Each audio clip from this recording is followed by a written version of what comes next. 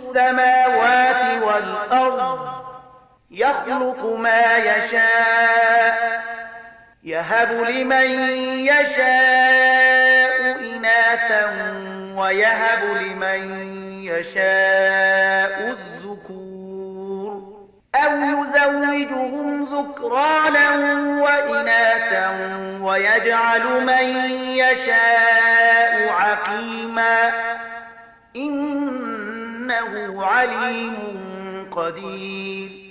الله د ځمکې او اسمانونو د پاچایۍ مالک دی. څه چې غواړي پیدا کوي، چاته چې خوښه شي نجونې ورکوي، چاته چې خوښه شي هلکان ورکوي، چاته چې خوښه شي هلکان او نجونې ګډ وډ ورکوي، او چاته چې خوښه شي شنډوي.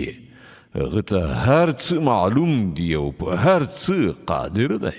وما كان لبشر أن يكلمه الله إلا وحيا أو من وراء حجاب أو يرسل رسولا فيوحي بإذنه ما يشاء إنه علي حكيم. هیڅ بشر دا مقام نلري چې الله له هغه سره مخامخ خبرې وکړي، یا خود هغه خبرې په وحی یعنی اشارې سره وي، یا د پردې تر شا یا کوم پیغام راوړونکی یعنی پرښتې لیږي، او هغه د هغه په حکم سره هر څه چې هغه غواړي وحی کوي.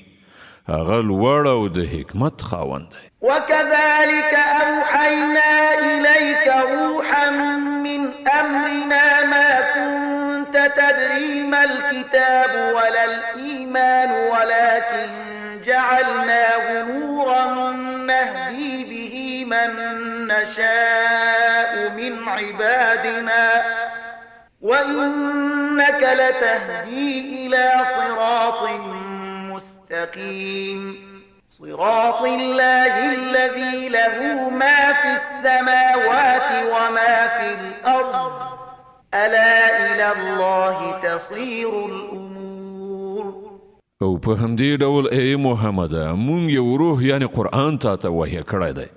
ته هیڅ نه پوهېدلې چې کتاب څه وي او ایمان څه وي، خو هغه قرآن مونږ یې رڼا وګرځوله چې په هغې سره مونږ له خپلو بندګانو نه چې چاته مو خوښه شي لار ښیو. په یقیني ډول ته د سمې لارې لوري ته رهبري کوي، د هغه خدای د لارې لوري ته چې د ځمکې او اسمانونو هر شي مالک دی.